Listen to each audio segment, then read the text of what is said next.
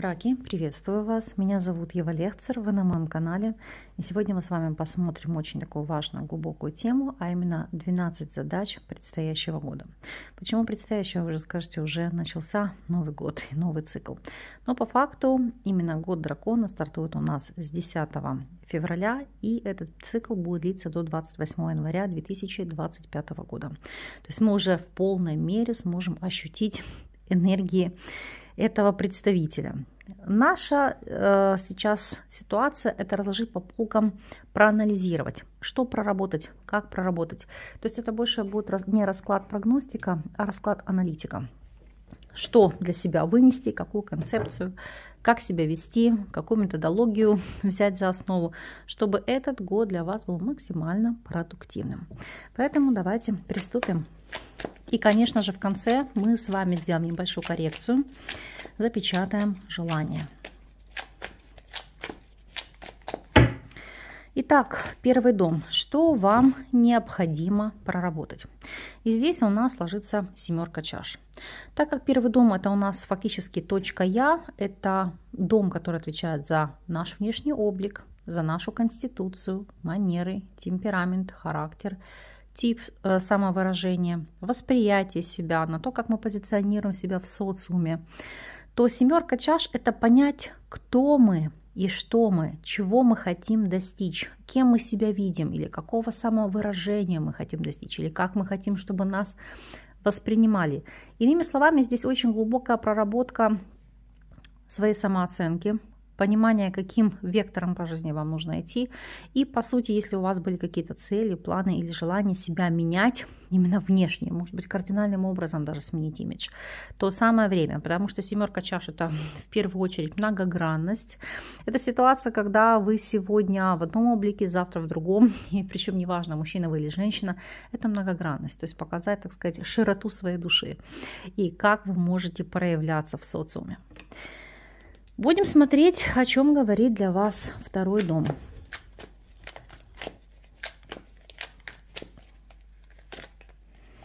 И здесь ложится десятка жезлов. Поскольку у нас второй дом — это точка возможностей, или иными словами, дом, который отвечает за наши ресурсы. А нашими ресурсами являются это имущество, доход, наше благосостояние, наличные деньги. То есть это, по сути, дом источников доходов, наши виды трат и ресурсность, именно наша энергия, энергетика, называйте как хотите. Так вот, что такое десятка жезлов? Десятка жезлов говорит о том, что на вас в рамках года может быть навалена масса задач, то есть нести ряд финансовых обязательств, допустим, за себя, за своих близких, в чем-то экономить, себе отказывать ради будущих, более высоких целей. Десятка жезлов — это вроде бы не восьмерка мечей, но посмотрите, тут осознанные ограничения, потому что вы держите эти цепи руками. То есть осознанно от чего-то отказываетесь во имя благих намерений. Посмотрим, так ли это. Или, может, действительно будет сложно с финансами и нужно будет адаптироваться под текущее положение вещей. Но здесь туз жезлов, семерка монет и повешенный. Это вынашивать идею, вынашивать план, какой-либо бизнес-проект или источник пассивного дохода, в который вы захотите вложиться. Потому что, видите, туз жезлов — это мотивация, семерка монет и повешенный — это накапливать. У некоторых из вас это может быть, наоборот, ситуация взвалить на себя новые обязательства, а именно ипотеки, рассрочки, кредитование, когда вы действительно энный период времени будете жить в режиме экономии, но ради достижения более глобальных целей. Если рассматривать вопрос по энергетике, десятка жезлов говорит о том, что очень важно убрать энергоблоки. Для кого-то это йога, массажи, танцы, рейки, либо иные другие виды духовных, эзотерических практик или физических нагрузок. Но здесь очень важно понять, чтобы энергия циркулировала у вас плавно, без застоев, без блоков. Очень важна активность.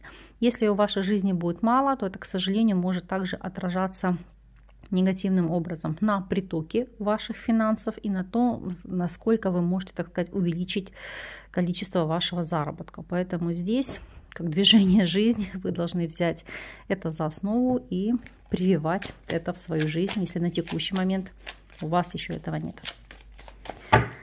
что касается третьего дома, у вас здесь ложится тройка монет. Ну, шикарная карта, по сути, она соответствует третьему дому. Почему? Потому что третий дом – это у нас точка коммуникации, либо, иными словами, это наше взаимодействие на ежедневной основе с нашим окружением, то есть социальные связи. То есть это общение с родными, с соседями. По третьему дому у нас проходят братья, сестры.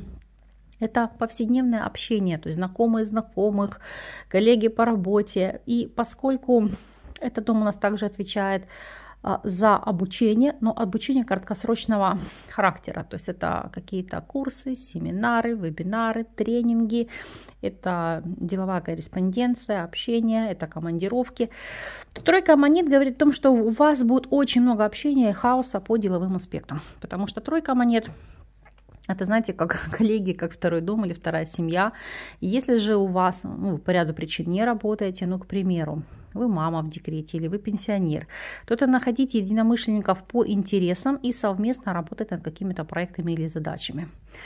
Ну, например, вы, как мама в декрете, можете совместно с кем-то водить своих детей на какие-либо развивающие секции и, помимо всего прочего, еще организовывать какие-то, не знаю, может быть, свои интересы, да, то есть найти единомышленников по, не знаю, восприятию, мировоззрению, философии жизни. Опять же, если это пенсионеры, я образно говорю, вы можете открыть там круг садовода-любителя, делиться какими-то советами, рекомендациями и прочим.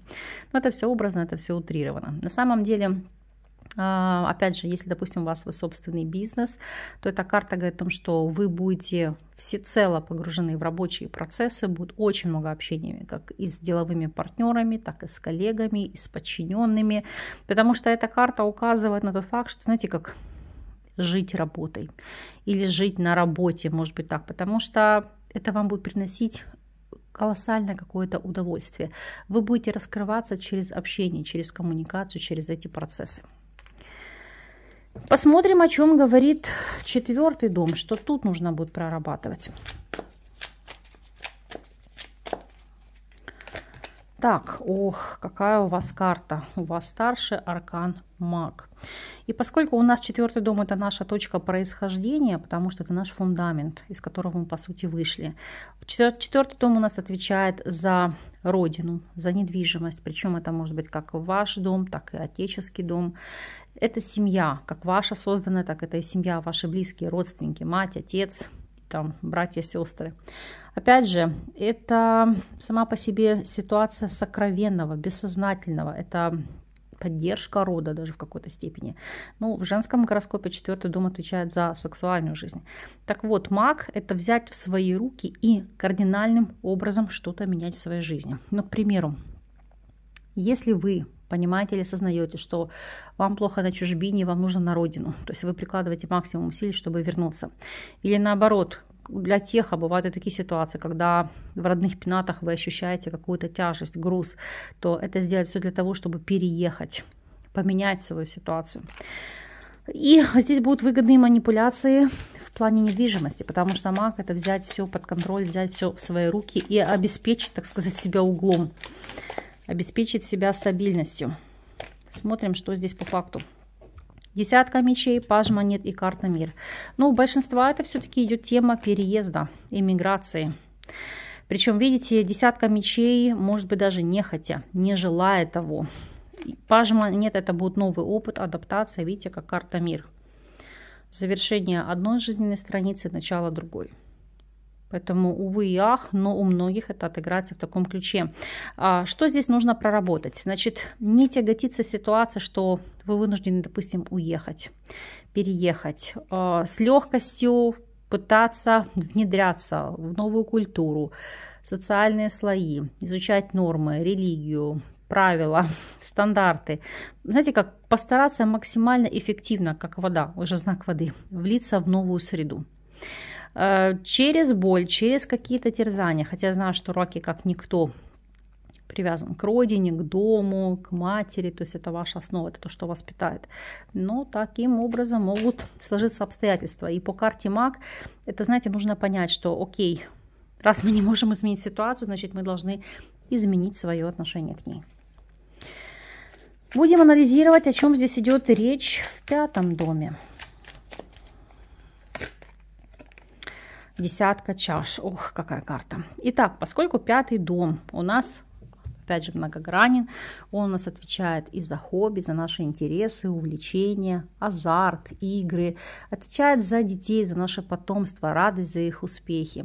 Опять же, это любовь, это эротизм, это у кого-то взаимоотношения с любовниками, любовницами и так далее. О чем же здесь говорит десятка чаш? Итак, если это какое-то хобби или увлечение, оно может перерасти в какое-то семейное дело, то есть нужно верить в себя, не давать эмоциям брать над собой верх. Если что-то не получается с первого раза, это не повод опускать руки, нужно действовать. Если это касается вопроса взаимоотношений с детьми, это будут гармоничные взаимоотношения. Вы как опора, поддержка друг другу. Даже в каких-то сложных ситуациях ваша задача помочь, поддержать, понять, но, знаете, как не судить. Потому что десятка чаш – это выказать свою любовь, поддержку, это помочь, это показать, что вы единое целое, как единый целый организм. Опять же, если это вопрос зачатия, деторождения, то это будет крайне плодотворный период. Но единственное, что десятка чаш, это, знаете, как, опять же, подготовка к этому процессу. Если есть какие-либо наследственные заболевания, проверить у генетика, чтобы минимизировать или исключить какие-то риски передачи этих заболеваний вашему потомству. Далее, если мы рассматриваем вопросы любовных связей, то есть любовники, любовницы и так далее и тому подобное, то здесь это отношения, которые могут перерасти в семью и брак. Даже раскрыла колоду, посмотрела, поэтому действительно для вас 5-й дом может быть очень-очень важен.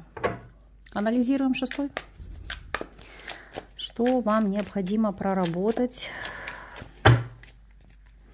по 6-му дому? А вот здесь будет кардинальная трансформация, ложится аркан смерть. Поскольку у нас 6-й дом отвечает, как вы знаете, называемая еще точка силы, точка опоры, так как он включает в себя и сферу работы, сферу здоровья, поскольку он отвечает и за повседневные заботы, обязанности, за взаимодействие с подчиненными, а также за наше состояние здоровья, самочувствие, болезни, лечение. То есть здесь по аркану смерть будет кардинальная трансформация. В чем она конкретно будет заключаться? Поскольку этот дом, он, знаете, как напрямую указывает на баланс работы и отдыха, то есть то, как вы структурируете свой график или насколько вам нравится ваша работа, напрямую будет влиять на ваше состояние здоровья, на ваше самочувствие. То смерть – это акцент на то, что здесь нужно что-то кардинальным образом изменить. Возможно, у кого-то уйти с нелюбимой работы. Если это касается состояния здоровья, то отбросить ненужные протоколы лечения, которые не дают эффекта, наоборот, наносят вред. Искать, допустим, других специалистов и, как следствие, перенимать новую тактику, новую практику. Давайте посмотрим более детально. Что здесь? Тройка жезлов, звезда и двойка мечей. Здесь все-таки про социализацию, про карьеру. То есть это идти в новое. Тройка жезлов не бояться нового пути. Делать выбор, делать какой-то старт. Потому что карта звезда – это заявить о себе, раскрытие своего потенциала. И двойка мечей – это в чем-то делать мучительный выбор. Отказываться от одного в пользу другого. С точки зрения состояния здоровья, это могут быть и вопросы целительства, и детоксикация организма, и энергетических чисток. Потому что звезда – чистки в прямом смысле слова. Даже могут быть соборные работы, которые направлены на устранение каких-либо энергоблоков. Поэтому здесь эта ниша, эта сфера для вас будет крайне важна. Смотрим с вами 7-й дом. Что здесь?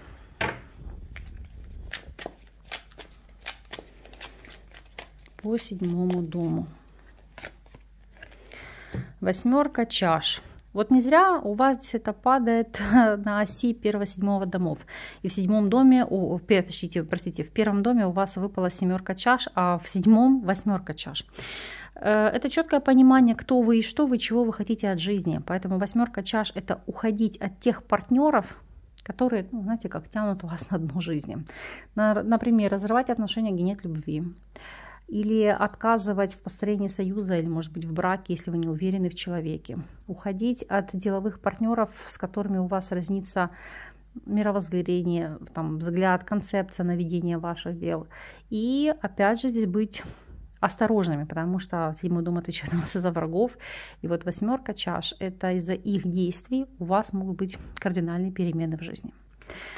Но это могут быть враги не прямого плана, как вам объяснить? Ну, к примеру, Если брать геополитическую ситуацию, то это может быть момент, когда из-за врагов, из-за нападения, да, у вас меняется концепция в жизни. Вы можете уходить, уезжать, кардинально менять свою жизнь, образ жизни. Вот об этом говорит данный аркан. Раскроем его, посмотрим, что здесь по факту. Что у вас по 7-му дому. Солнце, мир и паж монет. Не бояться нового опыта. Ради своей ценности, своей энергии, ради своей самооценки, целостности, видите, закрывать одни двери ради получения нового опыта. Потому что Солнце, мир, научиться ценить себя и выстраивать отношения, может быть, даже в каком-то ключе на потребительской основе, потому что паж монет — это такая позиция «ты мне, я тебе». То есть я хочу стандартных, стабильных, открытых отношений, но ресурсных для себя. И мы сейчас говорим не только про материальное, это ситуация, когда вы хотите отдачи в отношениях, в любых, деловых, личных, потому что здесь не может быть игры в одни ворота. Если вы это замечаете от партнера или партнерши, вы понимаете, что эти для вас отношения будут впустую. Поэтому закрывать для себя, так сказать, ненужные двери. У кого-то, кстати, по этим арканам это может быть партнер издалека или партнер за рубежом, который даст вам, так сказать, новый опыт, может идти построение нового союза.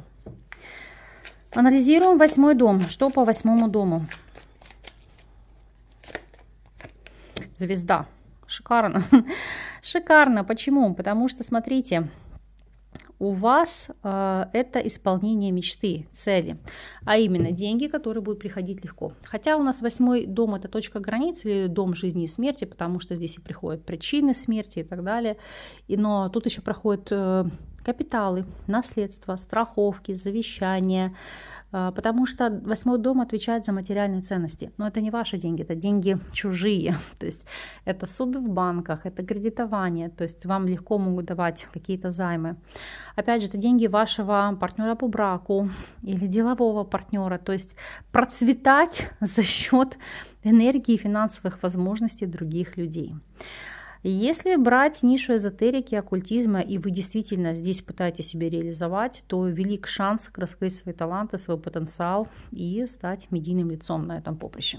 Поэтому в этом аспекте будет у вас крайне плодотворный период. Смотрим 9-й дом. Что нужно проработать? Здесь ложится король монет. Ну, не зря я вам говорила, что велика вероятность знакомства с человеком издалека, потому что для девушек, для женщин здесь ложится король монет, хотя он может отыграться для мужчин, как деловой партнер, как человек, который дает новый ресурс, новые шансы. 9-й дом — это у нас точка духа, или мы называем его домом интеллектуальной жизни, религии, путешествий, перемены философских взглядов, убеждений, жизненных ценностей. Но в любом случае это дом мировоззрения. Это высшее образование, это судебные дела, это дальние путешествия, это поддержка авторитетных людей, может быть, даже из-за рубежа. Так вот, как раз король монет — это человек, ну, то есть чаще всего, конечно же, это мужчина земной стихии, телец, дева или козерог.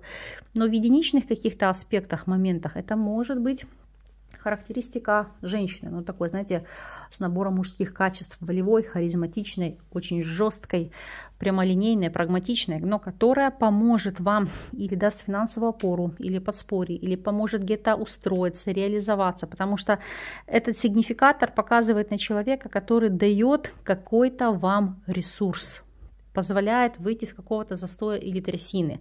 И, соответственно, для вас это будет, ну, очень важно, очень ценно. И вы будете брать это благо.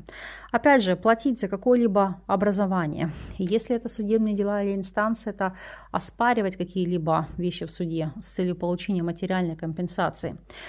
И не могу сказать, что здесь идет смена культуры, веры, традиций. Здесь, скорее всего, тратить ресурсы на изучение культуры других народов. То есть элементарно трата денег на путешествия с целью набраться мировоззрения, опыта, новых энергий, ну и, как следствие, пытаться что-то для себя позитивное брать в жизнь. Анализируем с вами 10-й дом. Что у вас по 10-му дому? А вот здесь ложится 5 мечей. Поскольку у нас 10-й дом — это точка цели, дом профессионального, социального успеха, карьеры, вообще этот дом отвечает за род занятий, социальный статус, за репутацию, В какой-то степени он отвечает за карму, если мы себя в чем-то, знаете, как бы недостойно вели, потому что управителем 10-го дома является у нас созвездие Козерога, но его хозяин, соответственно, Сатурн. Так вот, о чем здесь говорит 5 мечей? У кого-то это потеря работы. Как следствие, обратите внимание, у вас аналогичная ситуация идет по 6-му дому, аркан смерть. То есть утрированно. Вы всю жизнь были бухгалтером, раз, ситуация переигралась, вы, не знаю, там, стали флористом, или психологом, или финансовым консультантом. То есть ушли, может быть, одна сфера, но несколько иная ниша. То есть кардинальные перемены по работе. То есть новая ниша, новая реализация. Знаете, как новый успех. Искать себя на новом поприще. Совершенно как новая ступень, новая грань. Опять же, социальный статус. Меня часто спрашивают, может ли по 10-му дому проиграться ситуация, когда вы по ряду причин можете быть там, но не напрямую, знаете, как вдова или вдовец, допустим, там смерть родственников каких-то. К сожалению, да, потому что 5 мечей это все-таки как потеря, может быть, кого-то из окружения, но очень важного или значимого для вас человека. Опять же, 5 мечей это может быть бракоразводный процесс, потому что здесь это как завершать, обрывать те связи, которые вас не устраивают. И обратите внимание, у вас это созвучно вот здесь 7-м домом. Что нужно делать? Здесь не нужно как бы лить слезы или принимать это близко к сердцу, как все. Жизнь остановилась, закончилась, завершилась. Что делать? То есть лечь и умереть? Нет. 5 мечей это понимание или осознание того факта, что, к сожалению, все в нашей жизни циклично. Бывают и взлеты, и падения. Нужно достойно пройти какие-либо испытания. И давайте даже посмотрим, откроем. Туз монет, король жезлов и 9 чаш. Но больше здесь касается по личной жизни. Что будут у вас новые знакомства, новые отношения и новые благостные союзы. И то, что на самом деле для вас сейчас может показаться очень большой глобальной трагедией, на самом деле для вас может обернуться невероятным благом. Поэтому не так страшен черт, как его малюют. Анализируем с вами 11-й дом. 11-й дом или точка социальности. И здесь у вас ложится аркан Жрец.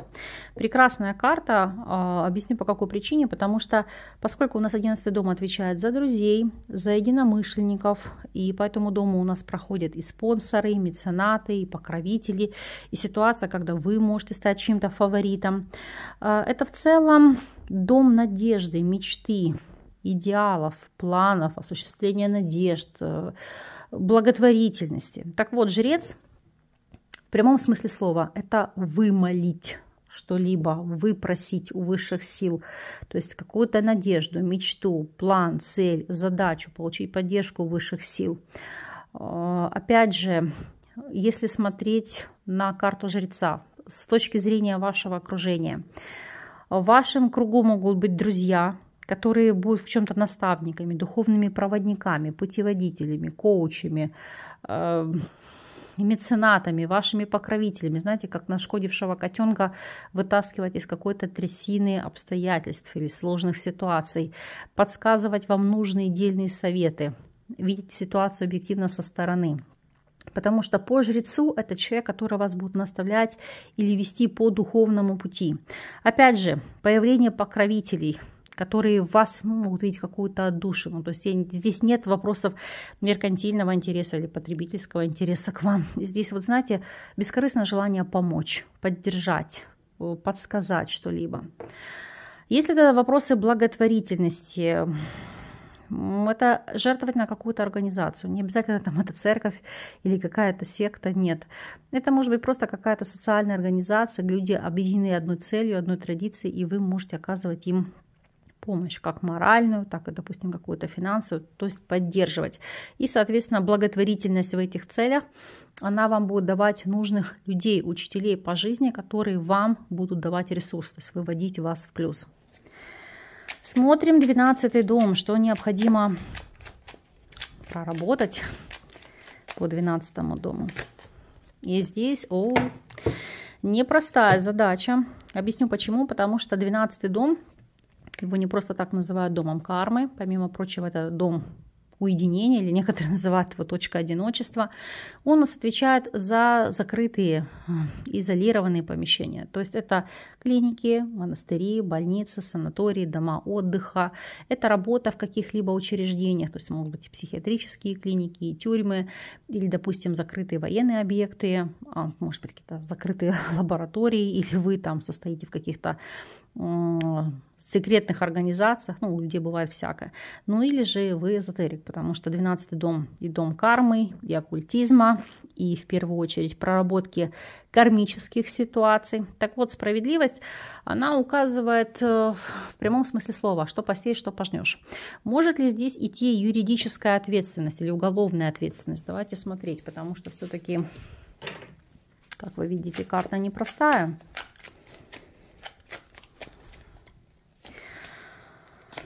Двойка монет, пятерка монет и шестерка монет. Здесь очень важно понимать одну вещь, что вам нужно, допустим, платить налоги или действовать официально, потому что по этим арканам могут с вас взыскать. То есть какие-то административные штрафы, никакой уголовной ответственности здесь нет, но может быть потеря ресурсов.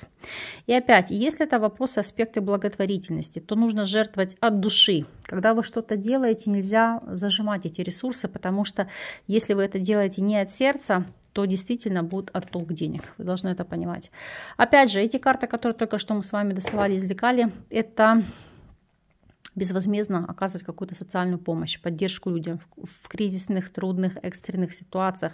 Просто, может быть, выслушать, поговорить, поддержать словом. И вот здесь тогда по карме вам воздастся, потому что это отрабатывать негативную карму, это нарабатывать себе позитивно какие-то вот вибрации, позитивные события и фактически, знаете, получать сразу же отдачу. То есть где-то кому-то помогли, поддержали, в этот же день получаете какие-то блага. Не обязательно они могут быть материального характера, но тем не менее это те ресурсы, которые для вас будут нужны. Там нужны люди, связи, решения, какая-то помощь, поддержка в ситуациях. Вот здесь вы должны понимать. Кстати, поскольку еще справедливость падает в 12 доме, нужно будет внимательно следить за своими мыслеформами, то есть даже в мыслях никому ничего плохого не желать, потому что это будет возвращаться бумерангом. Ну уж тем более словесно.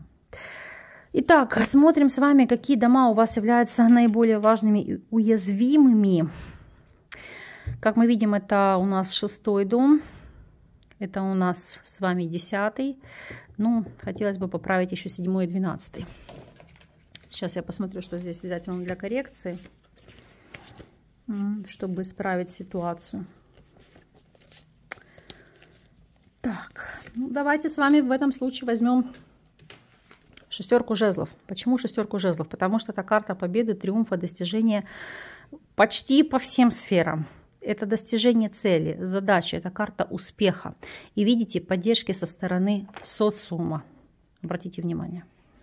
Значит, что мы сейчас будем делать? Сейчас я буду топить сургуч для того, чтобы сделать оговор, скажем так, обрядовую часть и запечатать ваше желание. Пока я буду топить сургуч, вы должны подумать, что вы хотите осуществить в рамках 2024 года, какие цели, идеи, задачи вы перед собой ставите. То есть не должно быть здесь 100-500 миллионов желаний. Это должно быть какое-то одно, но весомое, крайне важное для вас. И так как сейчас у нас энергия новолуния, еще и у нас идет Новый год, новый цикл, то вы должны вложить максимум энергии, ментального посыла, вашей любви, вашей веры в то, что исполнится то, что вы хотите. Ну и как следствие, впоследствии получить желаемое. Опять же, ваше желание не должно содержать отрицательных частиц. Слов «нет» или частиц «не». То есть там «я не болею». Вот этого говорить нельзя. Там «я здоров». Или там «нет кредитов». Там «я обеспечен». «Я богат». Вот в таком ключе должна быть формулировка. И опять же, ваше желание не должно идти во вред третьим лицам. То есть вы не можете своим желанием пытаться кого-то наказать, даже если вам, знаете, как поломал кто-то жизнь. Но здесь тогда требовать справедливого возмездия. Но не желать человеку, не знаю, там какие-то проклятия, порчи, проклёны. Ну и, конечно же, это не должно быть цель или желание у кого-то что-то забрать или отнять. Ну, по принципу, там, у кого-то увести жену или мужа, потому что здесь это не должно идти во вред третьим лицам, это не должно быть подавление воли, это должно быть осознанное желание тех людей, с которыми вы состоите в отношениях.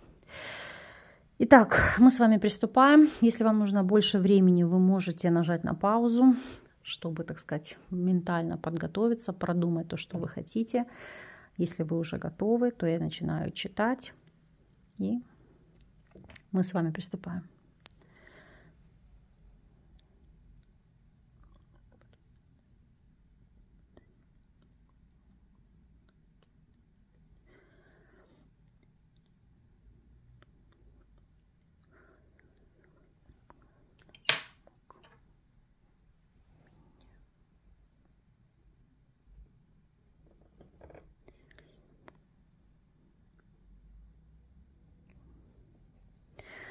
У вас вышел шикарный оттиск. Это говорит о том, что цели, планы или желания, которые вы поставили себе на этот год, они осуществятся.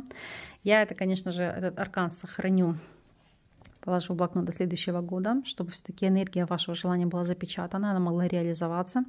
Но вы, пожалуйста, по прошествии периода дайте знать, напишите, сформировалась ли энергия та, которую вы себе пожелали, загадали, ну и в принципе, как прошел у вас этот год.